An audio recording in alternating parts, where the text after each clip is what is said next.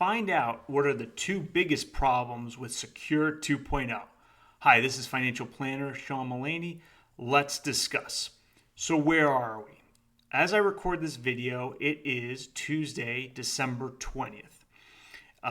Overnight, between the 19th and the 20th, Congress released the bill text of the entire omnibus bill, which is over 4,100 pages, of which a little over, it's something like 350 pages, are the new version of Secure 2.0. Recall, earlier this year, the House of Representatives passed their own version of Secure 2.0. And now here, late in December at the 11th hour, Congress appears poised to pass a different version of Secure 2.0.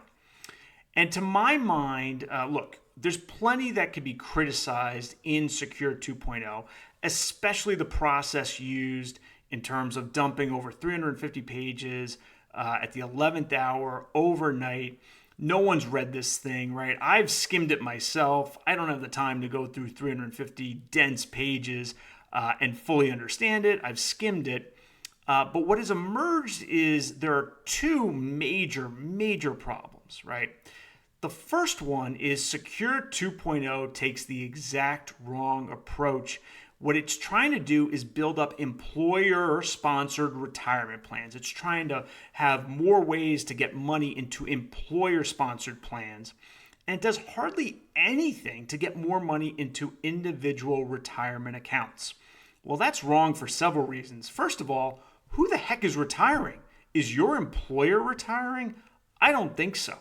So if your employer's not retiring, and hopefully one day you are, why the heck does your employer get to control your biggest retirement savings account?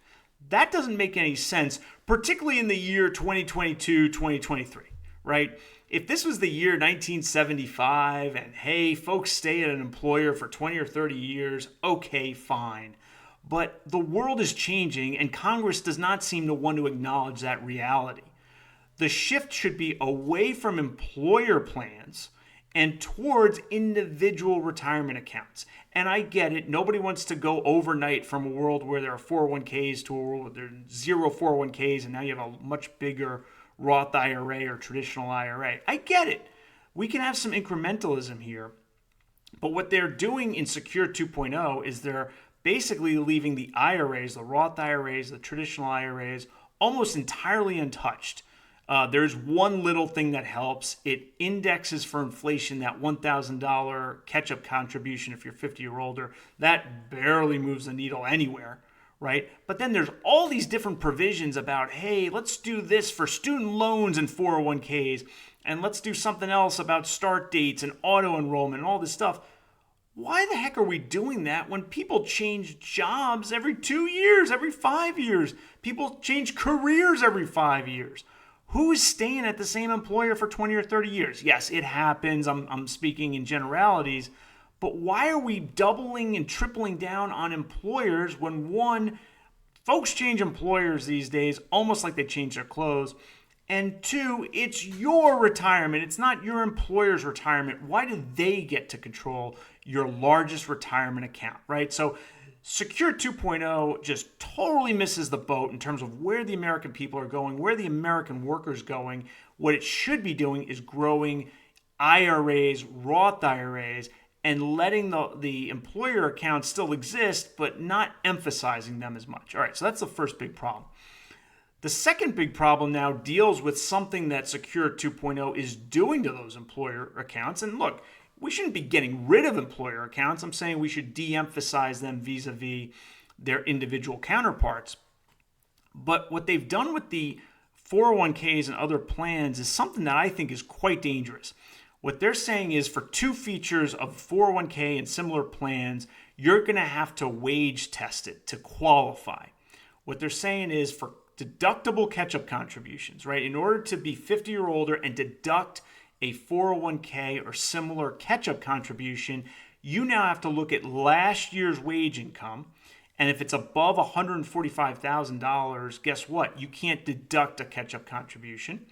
And then they also say, well, we're going to set up these new things called emergency accounts. Now, why anybody would want to have an emergency account with their employer and their plan administrator and dealing with paperwork when you have a quote-unquote emergency. That doesn't make a lot of sense to me, but okay, fine. They're going to have 401k style emergency accounts, $2,500 contribution annually. Okay. Well, they say no, but if you're a quote-unquote highly compensated employee, $150,000 for 2023, you don't get to have one of these emergency accounts. And look, forever it has been the case that pretty much what we say with 401ks and other accounts is we want to keep them simple, right? And so we're not going to do income testing for any contributions, right? Yeah, there'll be some anti-discrimination stuff on the back end, so that the lower earning workers don't get discriminated against. But for the most part, you make your contribution. If you make $1 billion, if you're the quarterback for the Kansas City Chiefs, fine, you get your 22.5 into a deductible traditional IRA. You're going to be paying plenty of tax anyway, regardless of the 401k rules. So we'll give that to you, no income testing. That makes sense. That basically prioritizes simplicity, which makes the entire retirement savings system much more user-friendly. Now in Secure 2.0, they're creeping income testing into 401ks. That's where Roth IRAs and traditional IRAs are today. This is going in the exact wrong direction. What they should do is keep those 401ks clean of any income tests and then go a step further and get rid of that silly income test for Roth IRAs. Let's do what our Canadian neighbors do. And they say, well, we have a tax-free retirement account. All right, for that, no income testing, right? You want to take a deduction, then, for an individual account, traditional IRAs, I'm fine with that. But let's do what Canada does. For a Roth IRA, just get rid of income testing. And that's the direction we should be going when it comes to income testing, getting rid of it for Roth IRAs, not letting it creep into 401ks. Secure 2.0 does the exact wrong thing. All right, so that's my opinion on the two really bad things about Secure 2.0. All right, where does this leave us? Well, if I had to bet money, look, I am not your financial advisor, and I'm certainly not encouraging gambling. But if I had to bet money, heads up 50-50, I would say this thing, the omnibus, will pass. But I think there's actually a really good chance it won't. So it's not a 50% chance.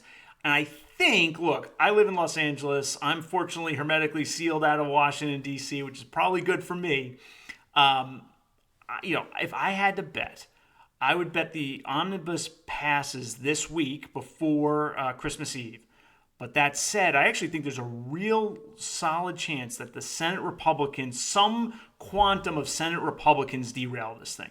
So that's where I think we are. This is a little after 3 p.m. Pacific on December 20th. Let me know what you think about Secure 2.0. Maybe you love it, all right? Let me know what you think in the comments below. Hope you enjoyed this video. If you did, please smash that like button and subscribe to my channel. I'll see you next time.